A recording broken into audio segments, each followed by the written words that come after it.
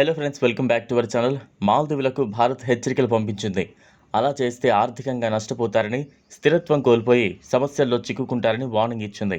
China, తుర్కియో దేశాలతో మాల్దీవులు స్వేచ్ఛ వాణిజ్య, ప్రాధాన్యత వాణిజ్య ఒప్పందాలు చేసుకుంది. ఈ దేశాలతో ఆ తరహా ఒప్పందాలు చేసుకోవద్దని మాల్దీవులకు భారత్ జాగ్రత్తలు చెప్పింది.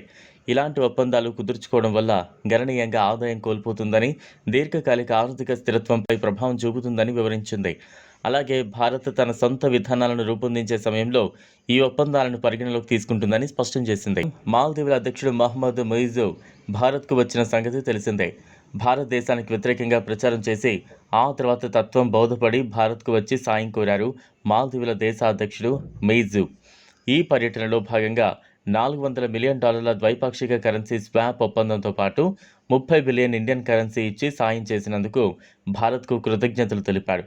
నాడు మొయిజ్కు ఆతిథ్యం ఇచ్చిన ప్రధాని నరేంద్ర మోదీ అభివృద్ధి భాగస్వామ్యాన్ని ద్వైపాక్షిక సంబంధాలకు ముఖ్యమైన పిల్లర్గా అభివర్ణించారు. మాల్దీవుల ప్రజల అవసరాలకు ప్రాధాన్యత ఇస్తామని ప్రతిజ్ఞ చేశారు. మాల్దీవులు ఎదుర్కొంటున్న ఆర్థిక సంక్షోభం విషయంలో ఎప్పటికప్పుడు అక్కడి అధికారులతో చర్చిస్తున్నామని విదేశాంగ శాఖ ప్రతినిధి రణధీర్ జైస్వాల్ తెలిపారు. అయితే మాల్దీవులు చైనా, తుర్కియాతో చేసుకున్న వాణిజ్య ఒప్పందాలు ఆ దేశ ఆదాయానికి గణనీయంగా తగ్గిస్తాయని, ఆ ప్రభావం దీర్ఘకాలికంగా ఆర్థిక స్థిరత్వంపై పడుతుందని చెప్పారు. ఈ ఒప్పందాలను భారత దేశ విధానాల రూపకల్పనలో పరిగణలోకి తీసుకుంటామని తెలిపారు. మాల్దీవులు 2018లో చైనాతో స్వేచ్ఛ వాణిజ్య ఒప్పందంపై సంతకం చేసింది. అయితే ఈ ఏడాది జనవరి 1వ తేదీ నుంచి ఆ ఒప్పందాలను అమల్లోకి తీసుకువచ్చింది. అలాగే గత సంవత్సరం నవంబర్లో తుర్కియాతో కూడా ఇలాంటి ఒప్పందమే చేసుకుంది మాల్దీవులు. ఈ విషయం తెలుసుకున్న భారత్ వాటి వల్ల కలిగే నష్టాల గురించి వివరించింది. చూడాలి మరి మాల్దీవులు ఇప్పుడు ఏం చేయబోతుంది అనేది. ఇదిలా ఉంటే షేక్ హసీనా పదవి నుంచి దిగిపోయిన తర్వాత మహమ్మద్ యూనిస్ నేతృత్వంలోని బంగ్లాదేశ్ అతి చేస్తోంది. ముఖ్యంగా తన స్థాయి ఏంటో మర్చిపోయి భారత్కు వార్నింగ్ ఇస్తోంది. అక్కడి జమాతే ఇస్లామీ, అన్సరుల్లా బంగ్లా టీం వంటి మతోన్మాద తీవ్రవాద సంస్థలు భారతదేశాన్ని బెదిరించేలా ప్రకటనలు చేస్తున్నాయి. ఇదిలా ఉంటే ఆ దేశం క్రమక్రమంగా పాకిస్తాన్తో సంబంధాలను పెంచుకుంటూ భారత వ్యతిరేక వైఖరిని అవలంబిస్తోంది.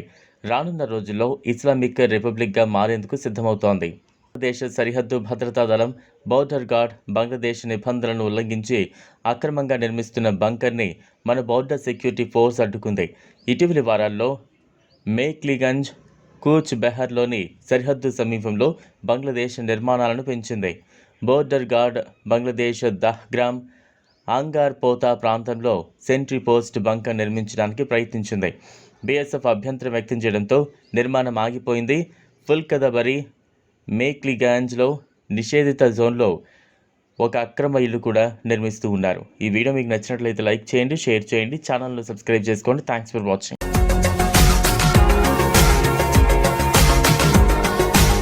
మరిన్ని అప్డేట్స్ కోసం మా ఛానల్ని సబ్స్క్రైబ్ చేయండి.